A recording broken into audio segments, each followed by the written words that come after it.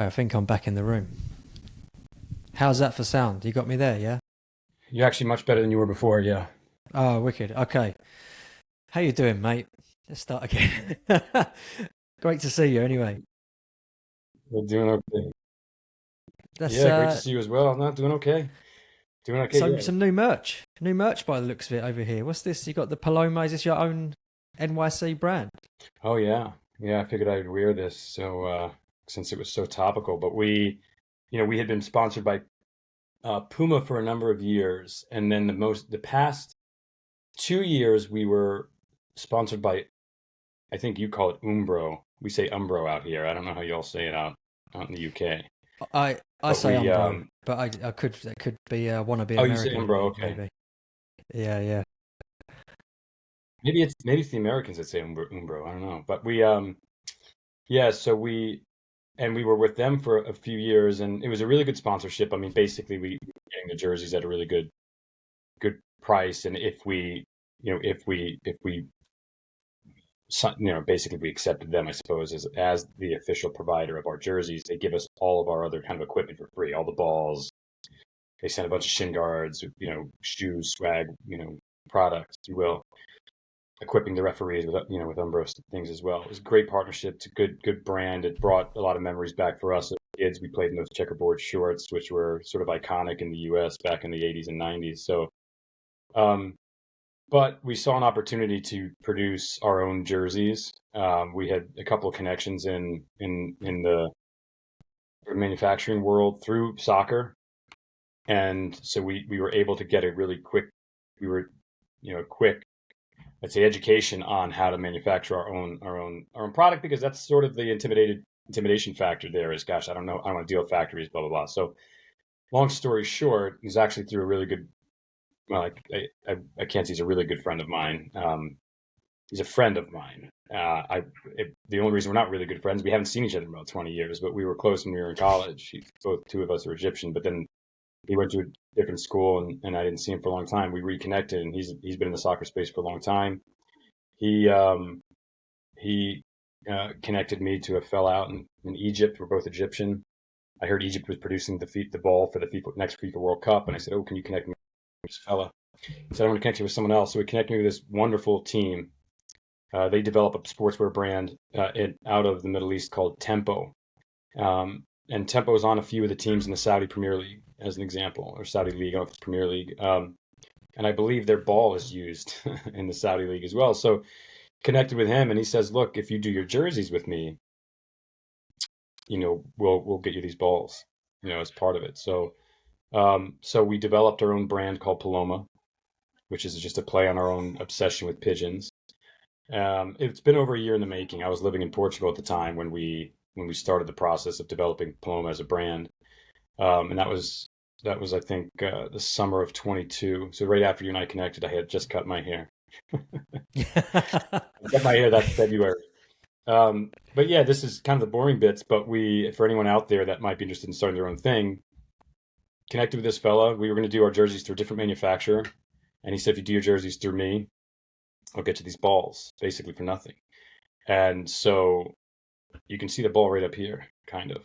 That's the ball. Yeah. So we customized soccer balls, and we created this brand called Paloma, and we ordered, over 30,000 jerseys, and they landed like 2 days before season kickoff, and so we had I don't know how many hundreds and hundreds of boxes like landed in our warehouse, and we were just trying to frantically get everything sorted because there was the delays and boat shipping, as you know, as a result of the war. So things were backed up. But here we are. We've got our Paloma kits, the shirt, which you can kind of make out like a little bit of a design coming through it.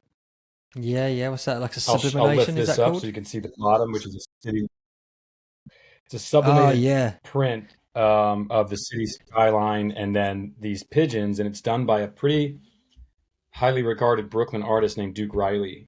He owns a very popular tattoo parlor in Greenpoint, Brooklyn, and he's a huge pigeon fanatic. He's got pigeon. His artwork includes pigeons all the time. He even does like live pigeon installations. So I pinged him, and hoping he would even get back to me, and he did. And I said, would you design our jerseys? And so he did, and he also designed the ball. Later on, I can grab it and show you. But the ball and the jerseys have this Brooklyn designer on them.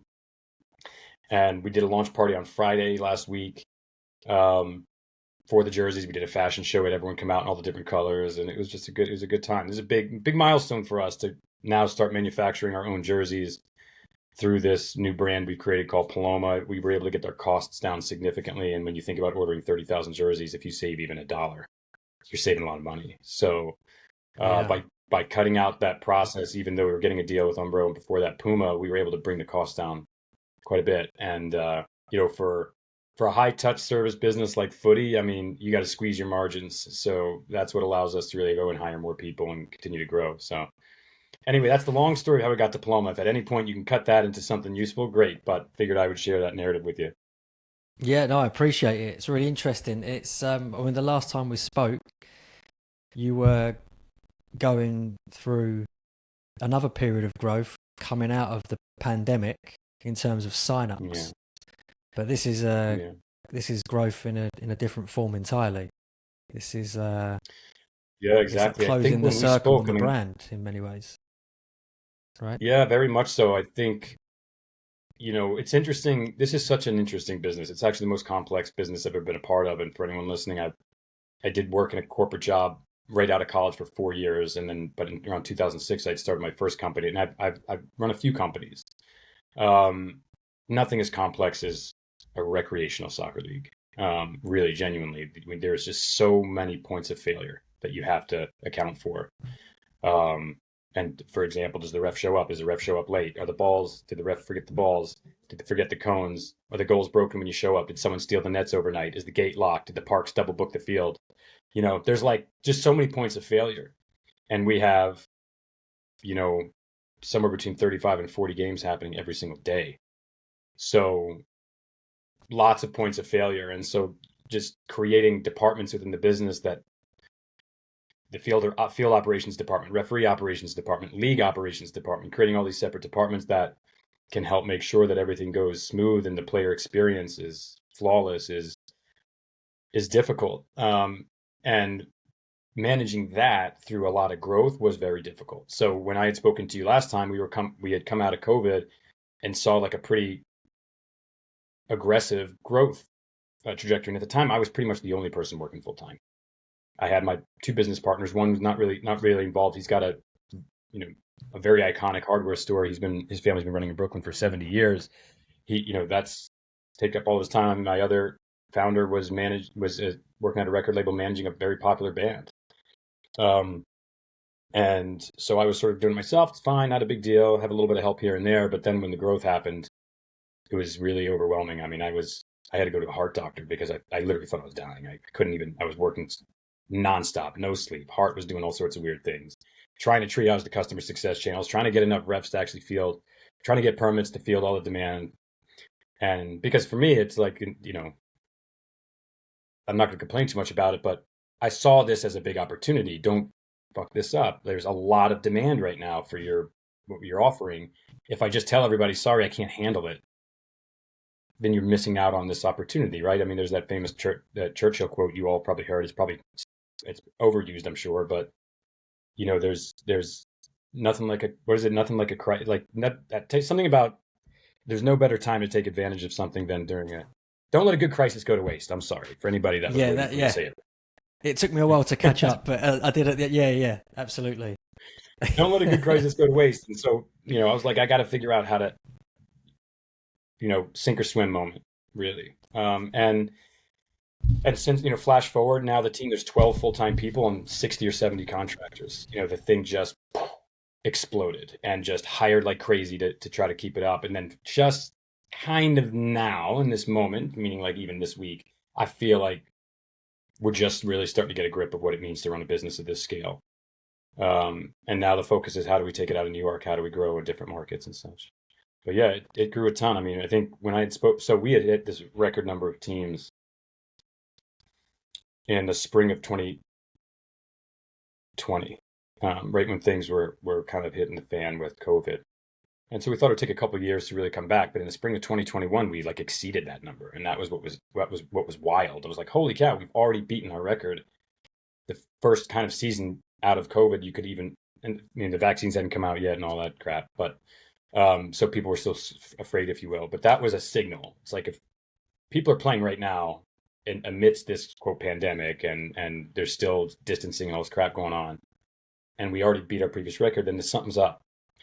Flash forward now, that was the spring of 2021, spring of 2024, 3 years later, we're 5 times as large as we were that period. So we had hit this massive record milestone in the spring of 2021, and now we're 5 times larger than we were at that moment. And that's just been what the growth has been in this league. And it's all been New York. That's the craziest bit. It's like I think there's a lot of New Yorkers that didn't realize this was a thing they could do.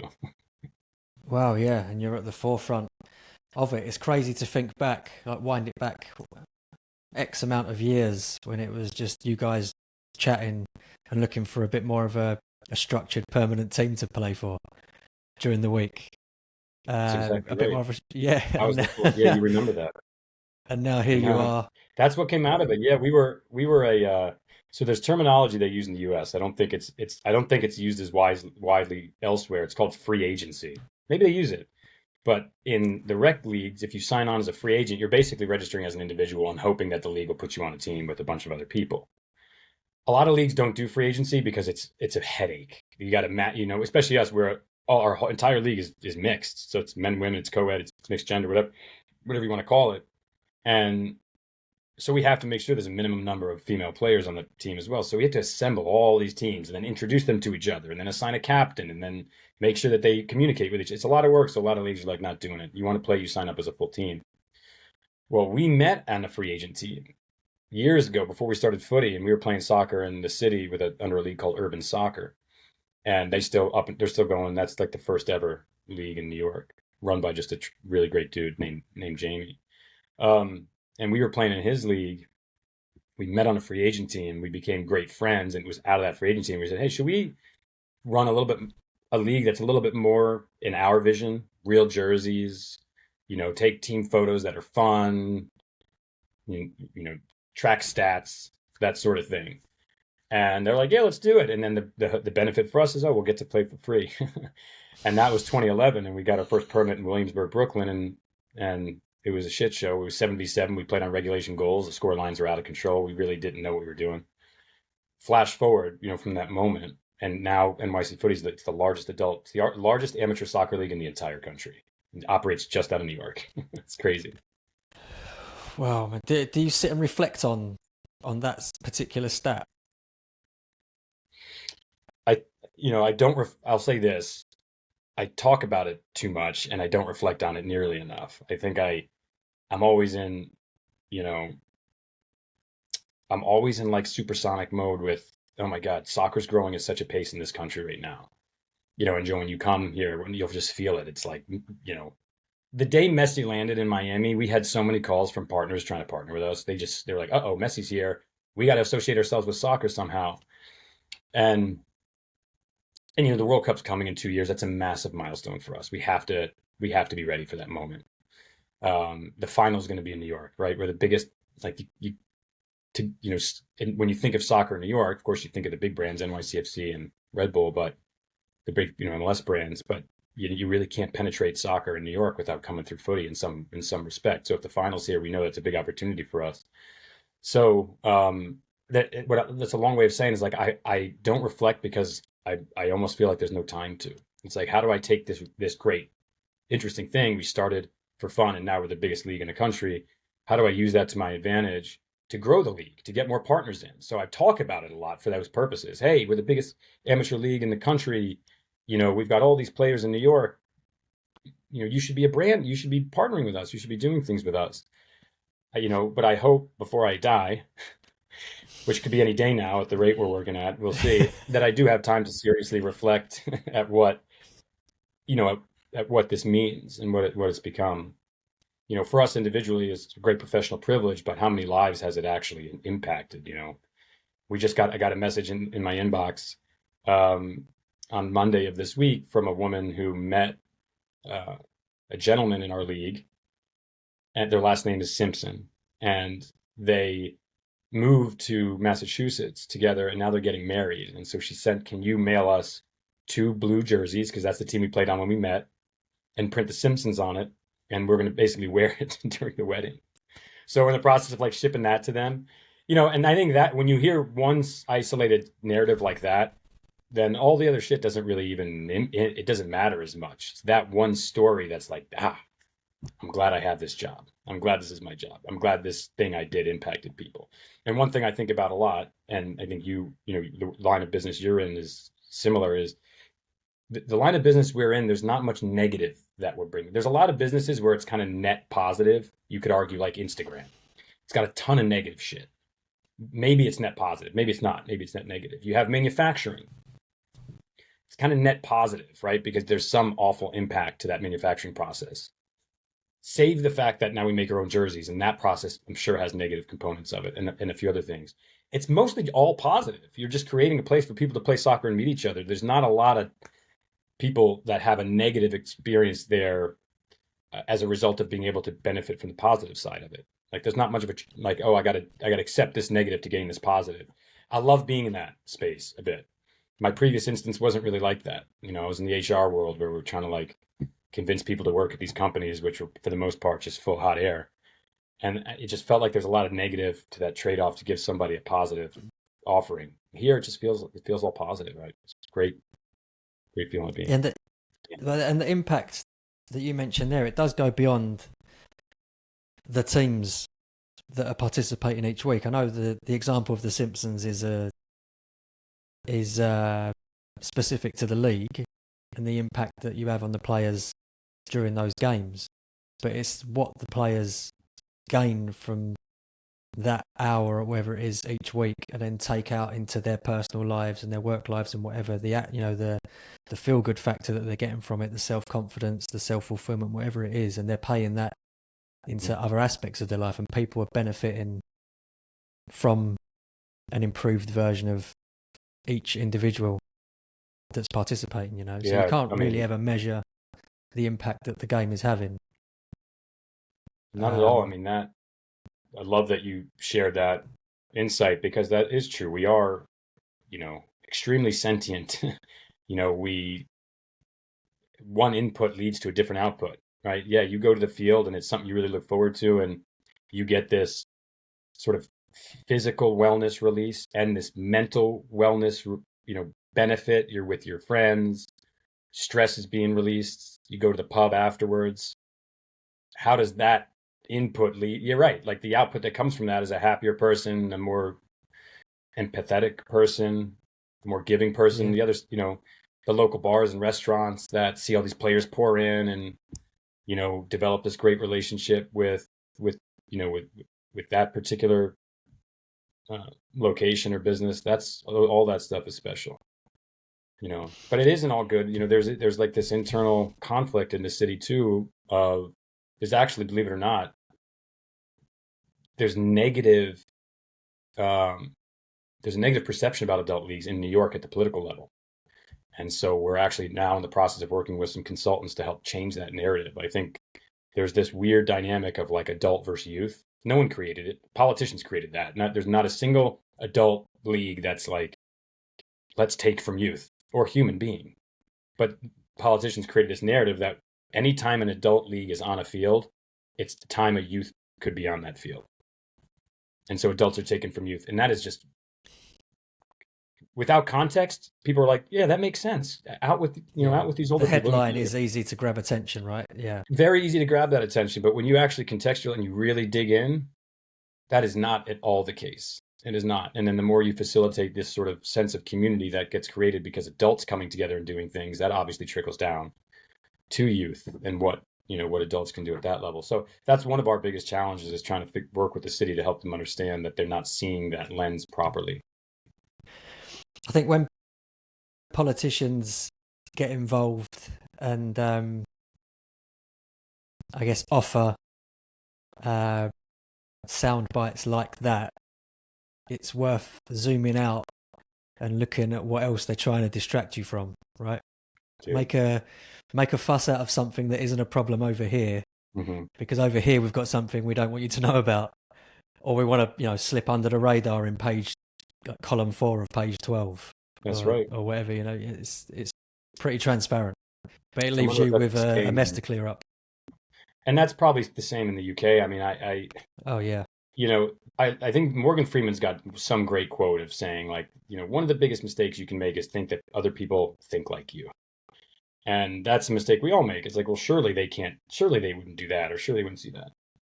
I'm probably getting all these quotes wrong, by the way. I don't know. I'm just like, I hear them and I think that's who they're associated to. But the politicians are a different breed of human for the most part. There are always exceptions to that. There's definitely politicians that are just like beating their head against a desk saying, I'm going to stay in this industry. I'm going to fight until the death to change it. But by and large, it attracts a type of person that is just, in my opinion, doing kind of exactly what you said. How can we bury the lead somewhere else and then sneak in this thing that's going to help the interests of some corporate entity that's benefiting me personally? And that narrative is just swimming. It's a cesspool of that. I've read some books on Theodore Roosevelt, who's an inspiring human in my, if people find inspiration from other humans, he's one of them. And he entered politics at a similar time that we're experiencing now in politics, just divisiveness on both sides, just the junkyard dog mentality of operating and creating policy. And his family, which was very well known, well recognized family in New York, was like, you're not entering politics. You're not going to swim in that cesspool. And he's like, dude, come hell or high water, I'm going to change this. And that dude, I mean, he did. He came in and just did it. And it took a long time, but he really made an impact, and it changed a little bit of the culture, the type of people that are drawn into politics. And then we snapped back. We really have. And it's at every level. It's at every level. Right now, New York's in rough shape with leadership. Country's in rough shape with leadership. My opinion, of course, but I think it's shared because I've genuinely haven't heard a single person say, man, we got great leaders in this country and we're killing it right now. Like, I've never heard a single human being say that in God knows how long. I think it's only Sweden that ever say that. It might only be Sweden. Yeah, exactly. That's exactly. Credit to them. What's your reaction when something else like that lands on your plate?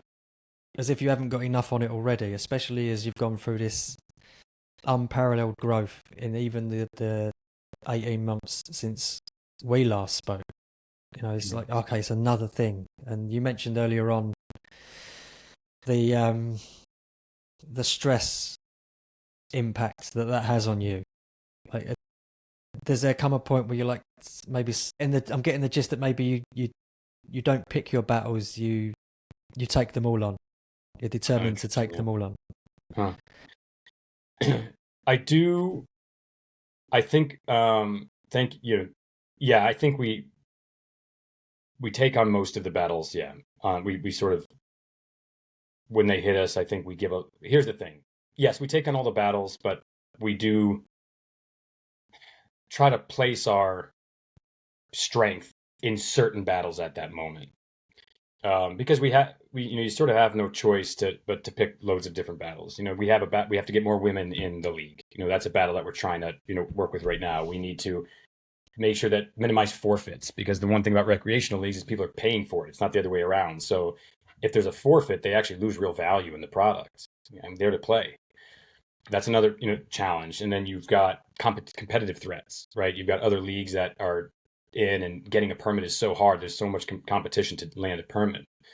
And we actually, despite being the size and scale that we are, we don't have the best permits. Like, the best permits are like riddled across so many other leagues. The best permits, by the way, are weeknight after work. Monday, Tuesday, Wednesday, Thursday, 6 p.m. to 10. That window is the best. We have like 2 of those. But because of the quality of the operation, we've created people are willing to play at non-peak times to play in NYC Footy versus other leagues. And we've seen that as an example. Anyway, competitive threats dealing with. One of the ugly things about like this type of cutthroat competitiveness in the adult world is they'll make phone calls to the parks department and say that, oh, NYC Footy's misusing their permit. No basis for it. But Parks office tells me all the time that leagues are calling and complaining. And it's like, we know we're probably the only league that is fully visible with everything we do. Every minute we're on a field, every schedule. A lot of leagues, as an example, they'll lock up their schedules behind paywall gate. So Parks Department can't audit it because they're hiding stuff. We're like, we got nothing to hide as an example. We have to keep fighting that. We have to keep reinforcing that we are the good guys despite what you hear out there, and how do we capture narratives? So depending on the fight, we will move our pawns, if you will, into certain directions. So when trying to manage all of these things for the past couple of years, the major challenge that we were putting most of our energy in was building operational processes across the different departments so that we weren't dying. So we launched like the league operations department, reinforced it, focused on that, focused on the field operations department, and most recently the referee operations department, hiring someone, home in on that, training, develop the referees. Because for a while, a challenge, and it still is the referees aren't good enough, and by not being good enough, I mean, they don't care enough, right? They're like, oh, this is easy enough. I'll stand on the sideline and just blow my whistle. I don't know the rule. I don't know all the rules. Who cares? And we just had to say, sorry, that's not a fight that we're going to put a lot of energy in right now. And that sounds crazy to a listener. How could you not prioritize that? And here's why. All the leagues have the same standard. So we weren't losing competitively on the referees at that time. So we had to address our energy to the other battles where you could lose players on. You're not going to lose players for referees because all the leagues struggle with that. Once we're able to get those things settled, now we take that stage of, okay, now we're going to be the best league when it comes to referees. So we're the best league in these other areas. We focused on that. But now we're going to train, develop our referees, go watch them during games. Now we're building an app that's going to be released hopefully next week. We're waiting on Apple. Apple keeps rejecting certain things. They need to see different things in the app where players are going to be able to log their experience after a game. Did the ref show up on time? Did the ref hustle to get the field set up? Did the ref understand the rules? And we're not going to, and this is where we start getting pattern recognition. If the same ref is getting pinged 3-4 times from different captains saying there's an issue, now we can start to really monitor refs because we can't have people to field all the time. So, but that's where we move the pawns to the referee outside. And that's what, somewhat recently we focused on.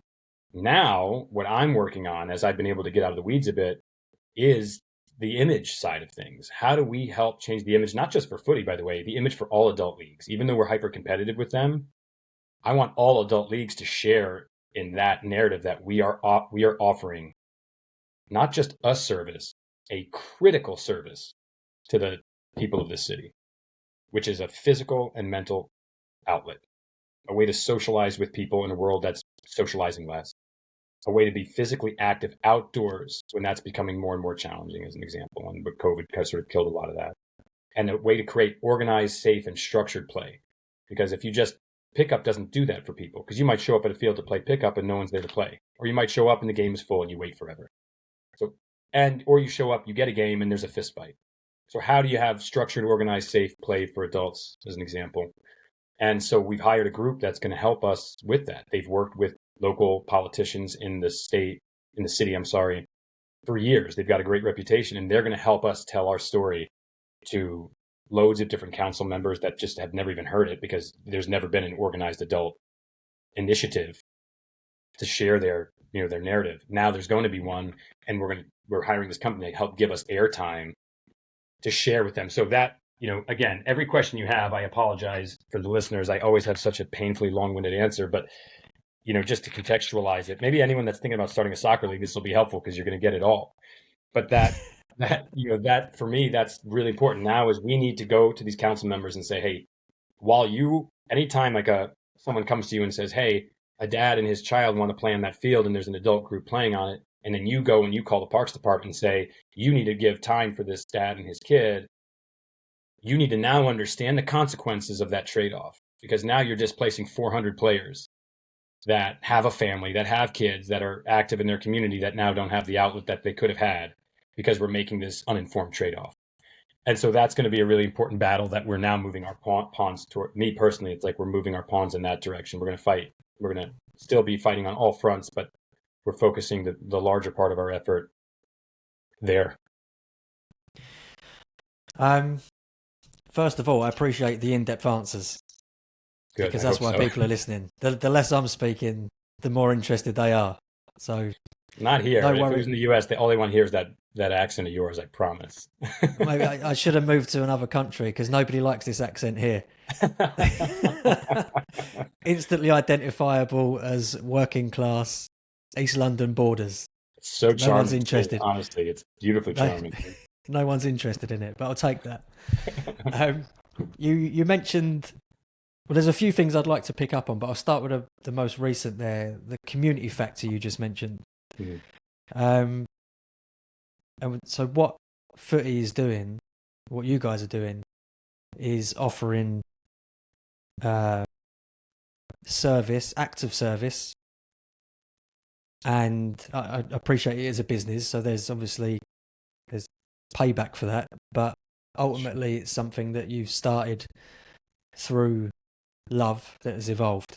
So it's an act of service. It's providing community and belonging and all of this kind of stuff. Yeah. How important were those factors to you before Footy? Or has Footy kind of developed those within you over the past, well, over the time since its formed? Like, have you learned the value of those things through it, or you had those within you that you wanted to share with others, if that makes sense? Makes perfect sense. One of the interesting things about getting older is you start to, you're able to start putting words to the feelings that you have as a child or in your young adulthood. And so what I mean by that is I think it was always in me to be community centric and focused because I was, I was throwing house parties without alcohol when I was like 10 at my mom's house and then 13 and then Important maybe with disclaimer there. important disclaimer and then maybe a little bit with alcohol as I got older. And then I was a social chair of my fraternity in college. And then I created a sports league at UVA for the undergrad business school. So I've always had this compass of community, but I didn't know. I didn't have words to say, "Oh, I love." I never went to bed at night being like, "I gotta strengthen this community. I need to do whatever it takes to bring people together and find their future best friend, their future lover, if you will, their partner, roommate." None of that. I was never putting words to that. But as you get older, now that I'm in my 40s, now you do put words to it. Now you're like, yeah, like I understand the impact of the work I'm doing. I can label it, whether that's a good or bad thing, as being community, you know, fostering community, growing community. And now I've created a North Star that is labeled, and we're going to work now faster and more furiously towards that direction. So long and short of it is, I think I've always had it in me as a compass. I'm a very social person. I've never lived ever by myself. I lived at home. Then I had roommates throughout all 4 years of college. Then I had roommates coming out of college. Then I met my wife and moved in with her. And now we live together and have a family of four.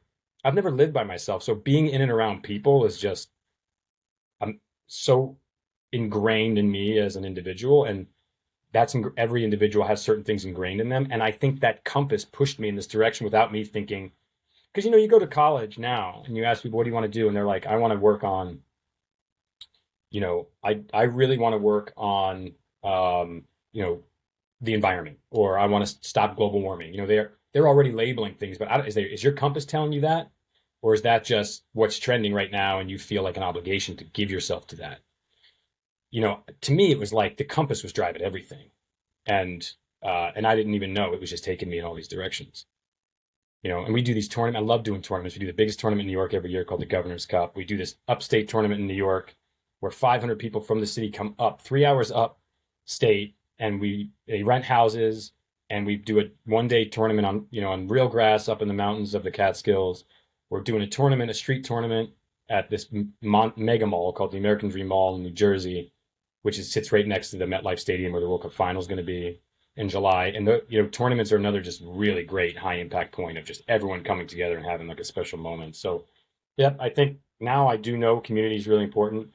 Bringing people together, very important. I think the one trade-off there, and I shared this with someone at our launch party, was sometimes I wish I was just a player in this league and not the person responsible for everybody's joy.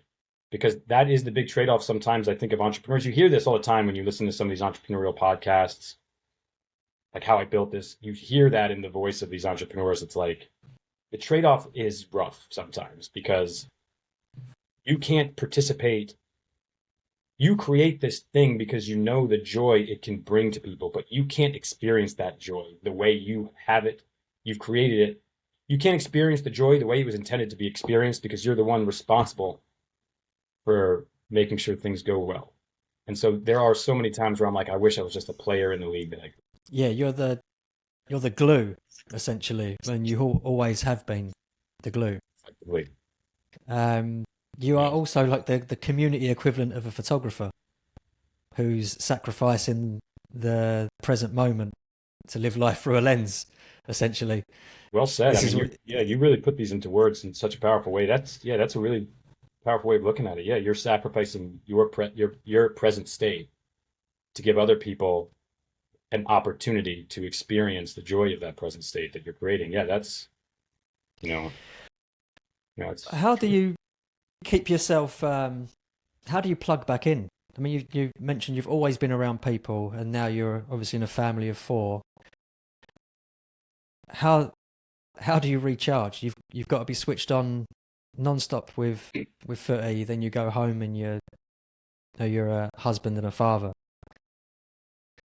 Where's the downtime to keep the scales evenly balanced?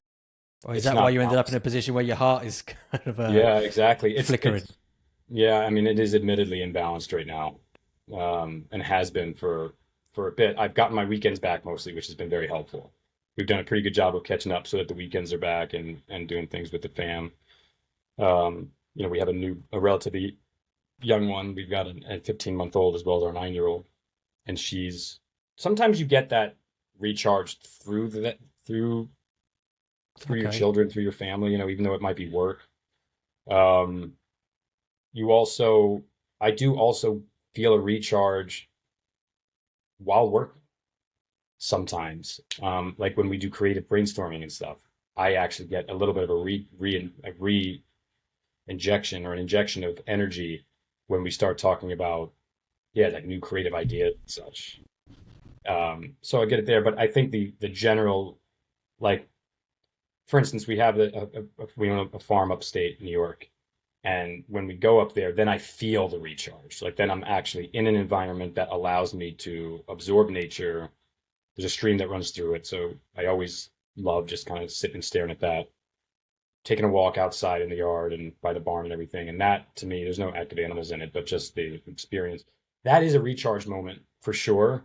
And I always feel way less stressed when I'm up there. So that's one factor is how do we get upstate more often and just be more connected to nature because even though we're doing this, so this goes back to a little bit what you're saying, but when you're bringing people together in this community, whatever, I think what people don't understand when you run a rec soccer league, or what they have no reason to even that thought to even come in their head. But if someone were to say, "Oh, you run a rec soccer league," people I think you're always on the field, always out there doing stuff. It's like 99% of my work is sitting in this godforsaken chair behind this godforsaken machine, staring into a screen that's like making my brain burn slowly for an absurd amount of hours a day. And that's my reality. And so it's not the kind of fun stuff I'd say of being out there and being out and about and moving your legs and being active. So anyway, again, long-winded way of saying I'm not balanced right now. I don't know really how to be quite honest. It's something that I think I need to move my pawns, if you will, in that direction and say, okay, we're going to really be committed here of finding a way to make sure that I'm not doing living this unhealthy professional lifestyle where I'm not as connected to nature and I'm not active with my body and doing the things that is required for a healthy lifestyle. Well, the fact that you spend so much time chained to that desk doubles the appreciation I've got for you spending the time chatting with me on this. Well, You this could is have been energizing outside to me, there. honestly. You had mentioned energizing. Like for me, just to be able to sit and talk about this stuff with another interesting individual that is relaxing for me. It really is. I'm sitting back in the chair. I'm not typing. I'm chatting with you. I would do it every Yeah, day it's if there's an opportunity for it. well, episode 2 coming up. Yeah. Absolutely, yeah, yeah, yeah. um, Sticking with family, just briefly, I'd like to just, I guess, call on your expertise and experience a little bit in terms of um, motivation, incentive, whatever you want to call it. So you're a father of 2. It sounds like a bit of an age gap you got there as well. So you're going through it all again after Oh, you okay. probably thought you'd clocked off. Um, so recently, so a month ago now, I stepped away from full-time employment to embrace a new chapter and just see what I could carve, what kind of path I could carve rather for myself out there in the wild. And then a week later, I learned that I'd be a dad for the first time. Got Uh, goosebumps. That's beautiful. yeah, so the timing on the surface is off, but the universe is doing its thing. So that's fine. Absolutely. At 41, first time father at 41. Well, 41 this summer. And then fast forward a few more weeks, and I learned that it's two. Get out of here. Yeah, yeah. Oh man. So all of a sudden, the I guess the period of grace that I'd planned for myself to feel my way through this has been, well, not so much shortened, but removed. The privilege is gone. There's now a hard line in the sand where life will change, and there are two new beings that are going to be relying on me for all kinds of support. And this is a bit of a removal for me because I guess I've just started to discover myself a lot more over the past few years after coming out of a marriage and a very difficult time with my mental health. Life has changed dramatically with new partner, all the stuff, new town, and now this. So there's a lot of uncharted territory for me, and part of that is, I think, consistent grind. I find it in sprints, but never any kind of there's never any real endurance to it, and I think that's just a trait that I've carried through life. So I guess, what is my question? Yeah, in your experience, I guess this ties in nicely. You've got a 9-year-old, and that ties in with what Footy is 13 years old, so you would have experienced fatherhood early doors in that journey. Did that change your perspective and approach to you running this as a business? Do you think it would have been as big as it is now had you not had the incentive, I guess, to provide in so many words? Yeah. Well, you're a poet. You should know that. I don't know if anyone's ever told you that. You've got real magic in your words, but Episode 49, mate. The hamstrings are loosened up at this point. I'm well, first, gliding up and down the wing. I gotta congratulate you. I always wanted twins, for what it's worth. Um, Congratulations, Godspeed, and lots of love and support. That I got a lot of controversial parenting advice, but it's mostly around pharmaceutical and medical intrusion into the lives of families. If you sort of just go with the general thesis of what's accepted, then you'll learn that the United States is like got the highest infant mortality rate of any country, any first world country by a country mile. And everyone's just like, yeah, keep doing keep doing the thing exactly like you've been doing because we're so programmed to listen to it. So I just went on again, I moved my pawns in that direction when I knew my kid was being born. I just went on a deep dive studying everything, different countries, how they do everything from how they give birth to vaccinations, all that stuff, and came up with a very strategic custom plan for my family as a result of all that stuff. So, and I'm not afraid to share it because sometimes I think it's like life or death stuff. But anyway, well, that's no one wants to hear that on this podcast. But I'll say this much: It's one for the email thread. I'll take it. yeah, and I'll give it unsolicited. Unsolicited. It's one of the areas of unsolicited advice I think I push out there because I feel like so much of what I've studied and done is, needs to be shared a little bit. But anyway, when I had Kalila, the first thing, and this might speak a little bit to mental health, doesn't the need to maintain positive healthy mental wellness. It doesn't go away, but it does change a bit. Like one of the first things I felt, and I should say that this is me saying that everyone's going to think the way I think. So let me just say how I thought about it. Is for the first time in my life, I cared a whole lot less about my physical and mental longevity. And it was like, I got to make sure that thing. And that's just, I think that's kind of natural. It's like, oh, okay. Every day when you come home, before you have kids, you're probably trying to think about what joy can you find from coming home? Am I going to watch a cool movie tonight? Are we going to go have a nice dinner together? Am I going to meet my missus for something? When you have a child, it's the same thing every day. I'm going to come see my child. I'm going to come at my child's home, my child's home, my child's home. Like that joy is just boom, it just changes. Then when I had shared that once, a woman who I really respected, mother of a friend of mine, said, "Don't forget your wife in all this. Like you're going to have kids, and you're going to focus is going to be there, but don't forget the importance of that relationship, and the children benefit by seeing that important relationship." And I'm still far from being perfect there. Let me just share that bit. It's like advice received, but not necessarily taken kind of thing. But that was really good advice. And here's another interesting fact, again, specifically about me, and it is that I never worried about money, even when I didn't have any of it. And let me tell you, I had none of it for a long time. My first 3 years as an entrepreneur, 3 years, like I made $18,000, $20,000, $22,000. That was my annual salary for the 3 years, my first 3 years as an entrepreneur. And I was just living in a cheap ass apartment, and I was still figuring out how to eat organic. And I just made it work. But I never stressed about money. But that is so keen to me, because I'll tell you what, my wife stresses about all the time. And so I never know how much money's in my bank account. I just don't pay attention to it. So that didn't move too much when I had a kid. I wasn't suddenly thinking, oh my God, I got to go make more money for my kid, because I never worried about money anyway. I actually think that in a different world where we don't live in this one where you kind of have to make money, I think not having money is a place of where you can really tap into serious happiness, because you let all the things go. You don't have to worry about the things. You're free. I mean, one of my closest friends is living in this world that way.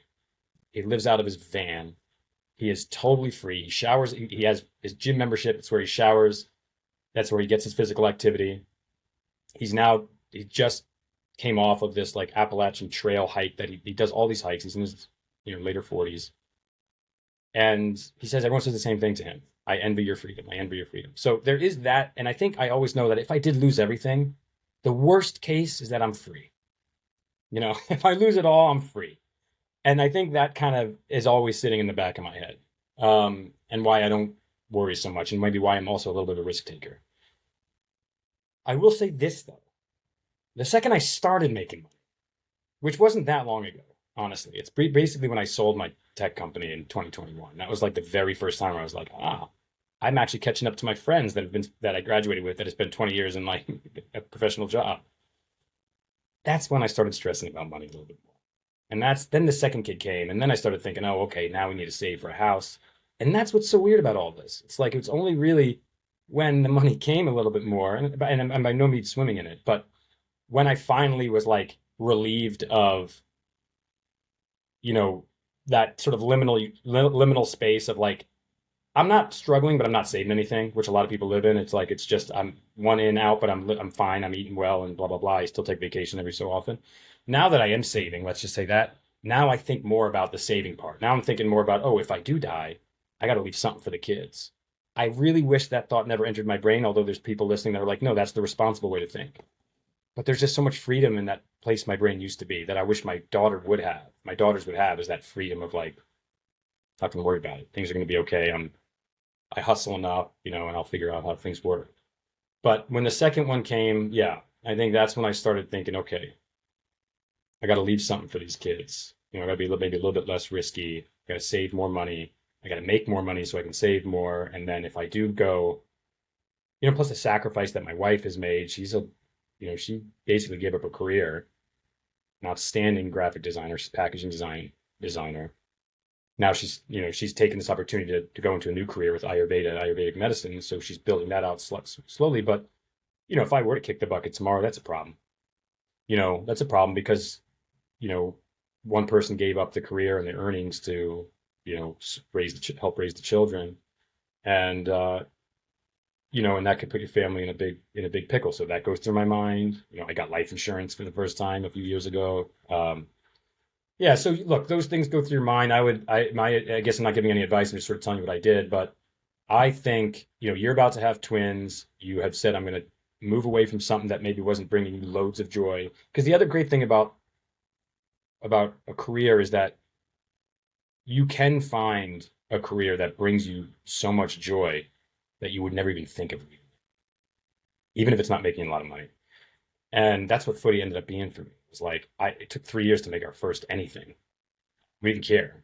And partially we didn't care because we all had other projects. But I think you're having twins. You're about to, embark on a totally new life. There's going to be components where you might have to make a sacrifice, and maybe do some projects, or take on some clients, or work in some ways that you otherwise wouldn't want to. But I would just say my only advice in all of that is don't lose the professional thing that brings you joy. Like, always keep that as your little side thing, even with family.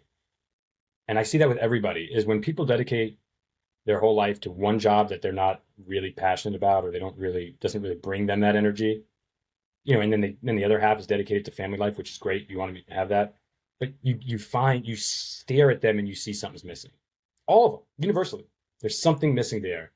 And that's why, even if you don't make money, to always hang on to that thing that brings you joy, because you're toiling with something that gives you purpose. Doesn't have to make money, but you're toiling in something that brings you purpose. Never lose that. Maybe is my feedback to anyone on the line. I'm not worried about you as a father or anything, because that, there is something deeply biological about our ability to take that on. And you'll see it in your partner as well. Like, you're going to see a side of your partner that's going to be like, holy shit, that intuition is strong. It's another piece of feedback. Don't take too much advice from people about parenting. Maybe just try to ignore all of it. Don't read the books. Your intuition is very powerful. So your partner, you'll figure that out. Yeah, I think one of the biggest surprises so far is how chill I've been about it.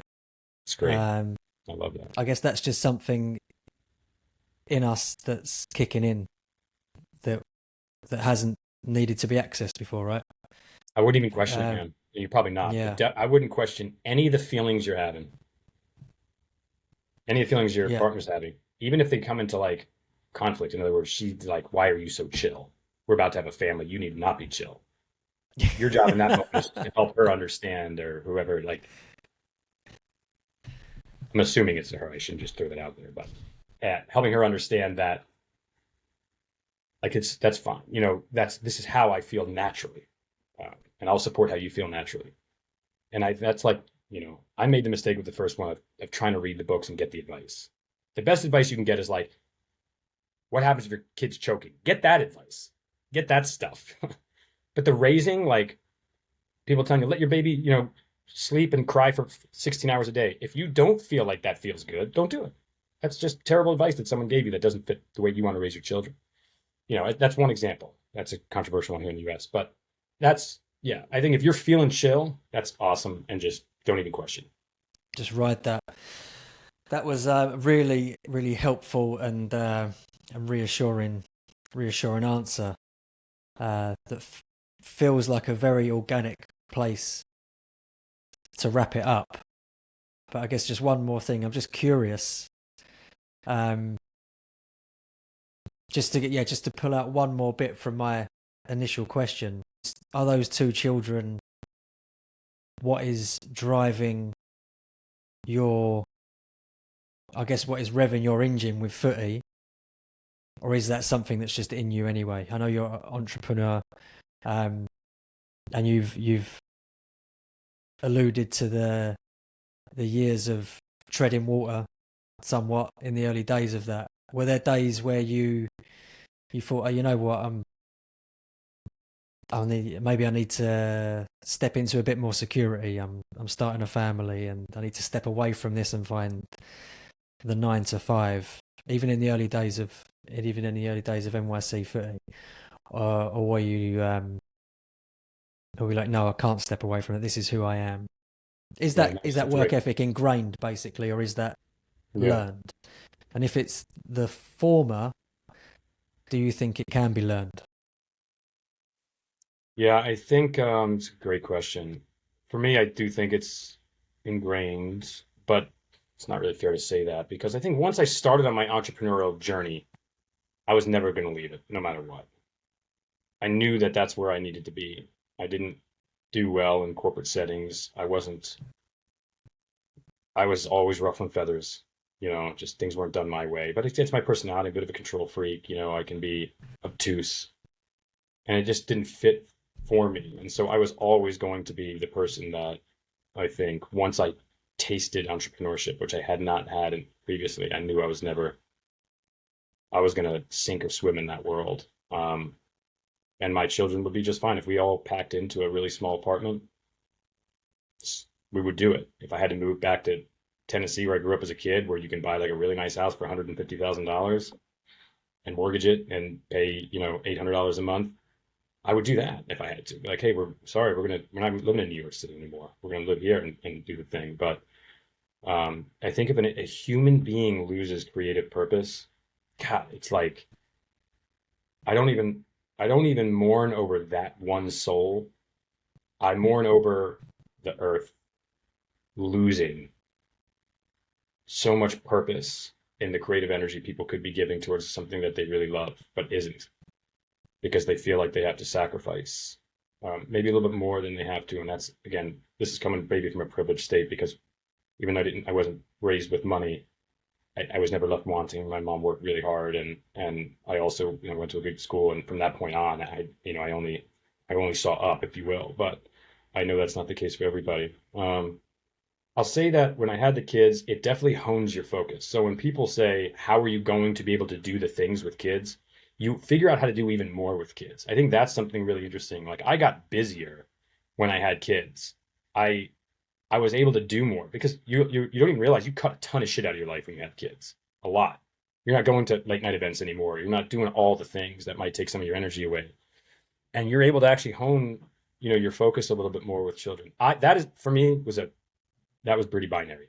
Kid came, more focus. Was able to do more. Because at the time I remember my business partner being somewhat concerned. Tarek's gonna have a kid. We've got this fledgling business. We're kicking off the ground my other business. Is he not going to be available? Is he not going to be around? Is this going to all be on my shoulders? The opposite happened. It was like boom, overdrive. And that was a nice, that was a nice reality of it.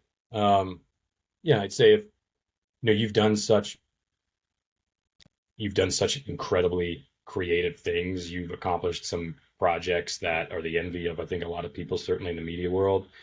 And I think if there's a path you've been stomping on and that's the path that feels right, I would not give that up if family comes. In fact, think about when you're an entrepreneur, you spend a lot of time around your kids, watching what you do.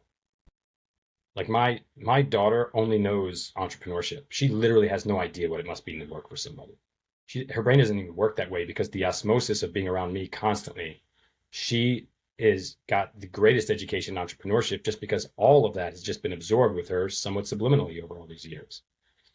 And I think kids love to see their parents do things that drive them. They love that. They're not thinking my dad is doing something that makes no money, or they're not. They're just like look at my dad working hard at something that he seems to really love, or look at my dad working at something that he seems to know everything about. He knows that all of it. Oh, everyone that needs to know anything about X comes to my dad for that, and it's soccer. Let's say for you, it's soccer and media, and working with brands and clubs and what have you.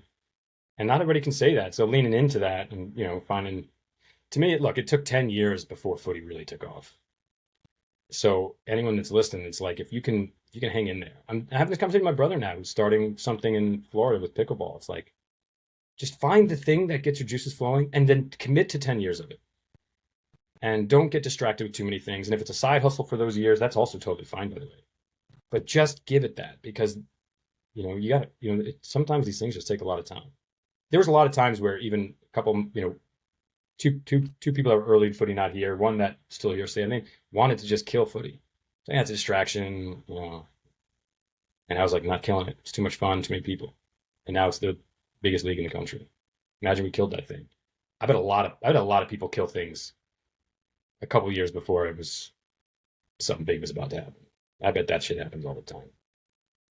If anything, I would have Yeah, kids as an excuse to keep doing what we love. How about that?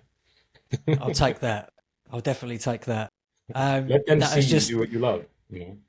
yeah. That is fantastic food for thought. I appreciate that. And what you've said has actually just thrown up something else I'd like to ask before we go. Yeah. No rush. Um, the what you just mentioned about people wanting to kill it, it's too much of a distraction, things like this, and you're like too many people. It's there's a lot of promise with it. Do you feel the weight of responsibility for what you've built now that there's so many people that it impacts, and as it continues to grow, it's going to leave New York, which seems like an inevitability. How does does that come with an element of letting go in some way, because you can't be in two places at once? And how do you feel about the prospect of having to loosen the grip on it slightly as it does go cross city or and beyond? Yeah, I struggle with letting go, especially as a control personality. I had a friend of mine, a psychologist, and he developed this really interesting study that helps you understand every human has like I'm gonna read. You have like one primary thing that drives you, your compass, if you will, and there's like these assistants, if you will. My primary is control, and people have different ones. One is distinction. I need to feel different. One is keeping the peace. If you ever meet someone that's like hates conflicts, that's their compass is like avoid conflict at all. Mine's control. And I answered every single customer service email in this business from day one up until August of 2022. And letting go of that was really hard for me because I felt like I had every read of what was coming out of this community and I could triage it. And I took every email personally. I kicked so many people out of the league because I take stuff personally. Someone comes at me and it's like, dude, are you dumb? Like, why would you schedule us? And I'm like, you've been refunded, Jack. Go find a different league. Like, I just take everything personally. I'm not the guy that's like, oh, look, I'm sorry. No, you talk rude. Goodbye. Take a hike. But I answered all the emails nevertheless. I learned the heartbeat of this culture and this community, and I knew I wanted to be in the way I, as a player, wanted to receive it, which was like totally transparent. Tell everybody everything. I tell everybody in this league everything that's going on. If we make a mistake, tell them everything that led up to that mistake. Don't just apologize. I want everybody to trust this business. And giving that up, I thought that we were going to lose that a bit. I've never run a business this complex, this size before. And I did think that if I stepped out of some of these departments that the wheels would fall off. But that's the beauty of growing a team that cares, is you can stay in it for a bit and then you watch them like a squab, just to stay on the pigeon reference, learn how to fly. It's like they understand what's important to you about customer service. They understand how you speak to the customer. They've been following you on this transition.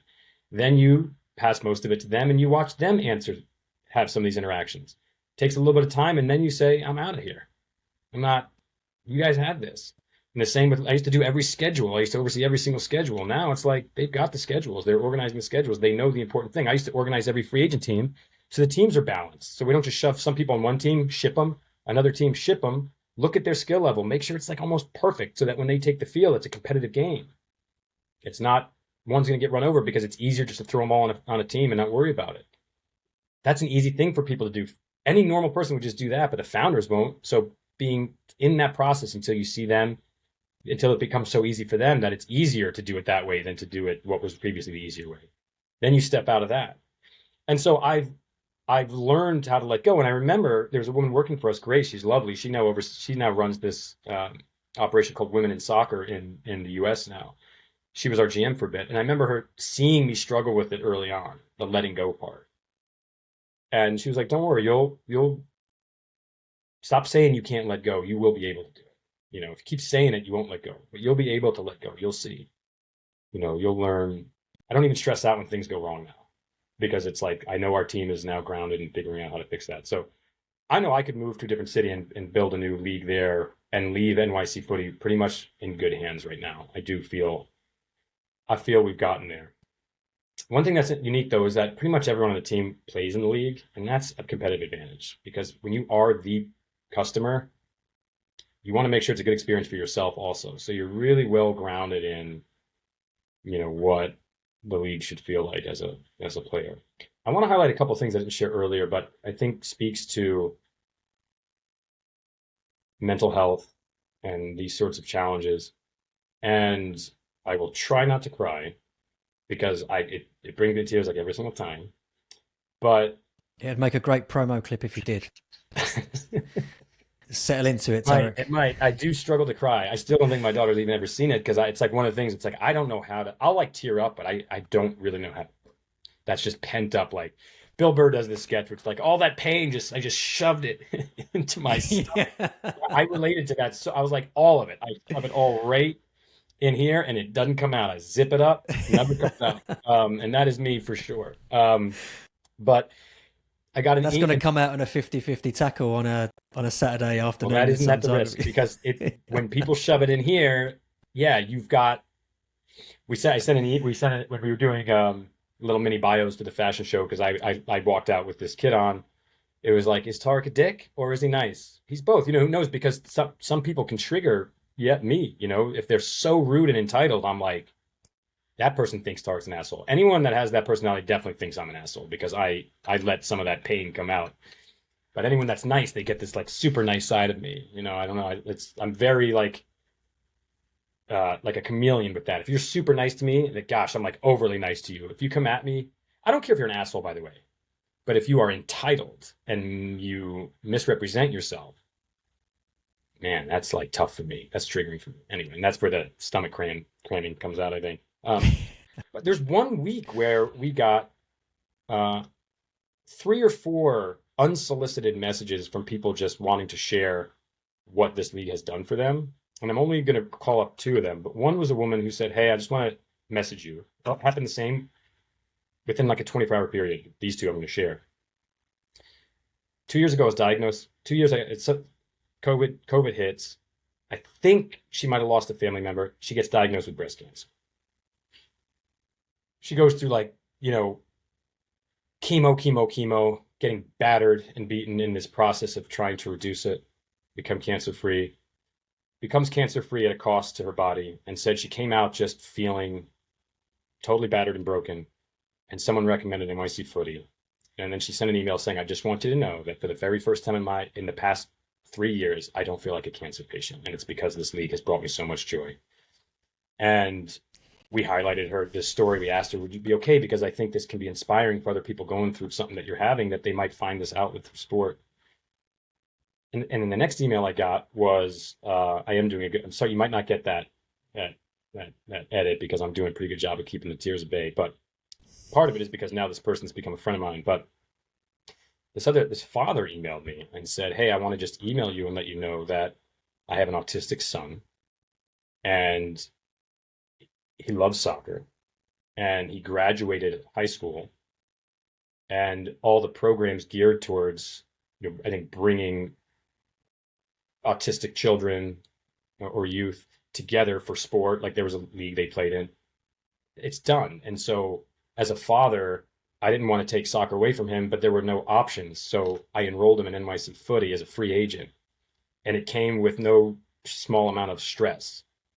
Because I was as a father of an autistic child, and I need to let him go and be a free agent in an adult rec league. All of these people who don't know his backstory, who don't know the context, he's physically perfectly functional, and he doesn't speak. I'll say that much. It takes a decent amount to get words out of him. And he ends up playing this free agent team, and the dad writes me an email saying, I just want you to know that the team was so welcoming to my son. He ended up scoring a lot of goals, and they won the title. And I was like, holy cow. He's like, I just want you to know that I've never, as his father, I've never seen him happier in his whole life than he is now. And on his off days, he takes pictures of his NYC Footy jersey, to just remind him of this thing that brings him so much joy. And this is the one that brings me tears every time. And that's when I think that's my reflection for what's happening with the league. I think it doesn't come cerebrally. It comes from him here. It's like when that type of thing happens, that's when your heart is saying, like, look at what's happening here. Anyway, that fella's now on my soccer team. He's been for 2 years. So I've recruited him to my team. He does score a lot of goals, and he's our penalty kick taker because he's a beast. And he's played in the top division with us as well. We moved him up. His dad was terrified. I was like, bring him up. Let's. And so those stories, I think, God, it hits me hard. It really does. And I think it's a joy, to be able to share that story with you or anybody. But that's the story. Going back to part 2 of the long time ago, that's the story the city doesn't know. That's the story that the politicians in this city don't know. They don't hear. They don't seem to want to ask questions. How are people's lives impacted positively? What happens if you take that away from them? What if you take that field away from us that, Max plays on? What if you take that field away that Diane plays on? So that's what I'm working on, how to get those stories out there. And you'll see more and more of those in our Instagram feed, over time. Both beautiful accounts, and yeah, they speak perfectly to the impact that you're having.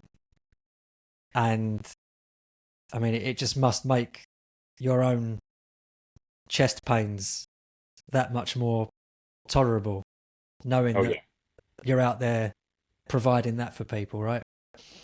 No question. I say if I go early and this is what you bring to people, then I'm fine. Legacy, right? Yeah.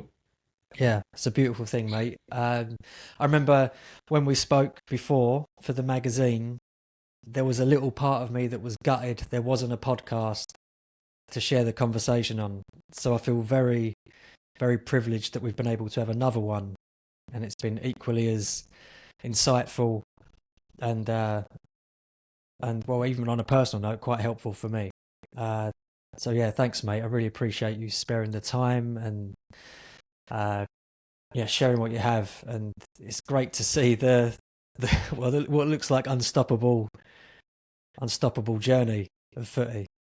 We'll see where it ends up, but same with you. I mean, just the progress, where you've gone.